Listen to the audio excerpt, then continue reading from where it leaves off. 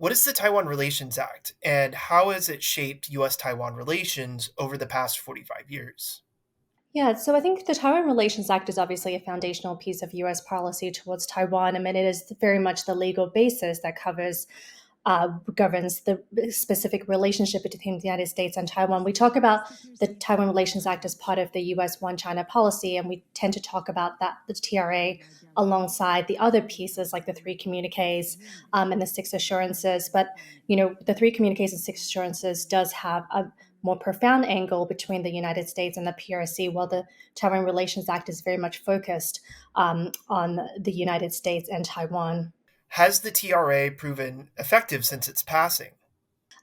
Keeping in mind at the founding, this was somewhat of a reaction to the change of recognition by the executive branch that this was an act by Congress and codified in U.S. domestic law. So, in a way, its origins was not meant to be a perfect framework for a policy governing an unofficial relationship. So, in terms of whether the U.S. has kind of lived up to the TRA expectations, we can kind of look at the intent behind the TRA, which is to preserve de facto U.S. China relations, which we can see today are very much thriving in the security and economic sphere. So, from that perspective, perhaps we can say yes, that has led to that foundation.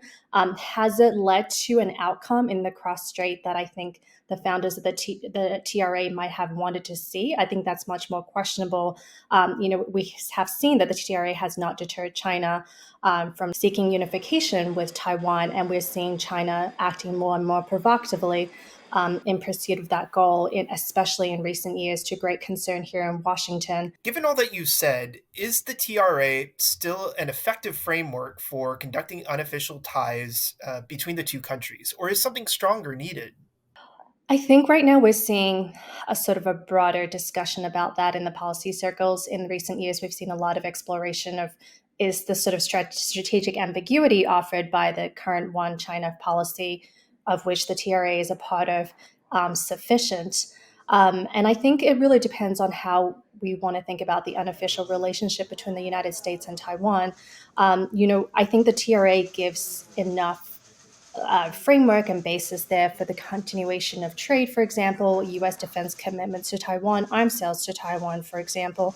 I mean, these are very much language that are clearly governed by the TRA.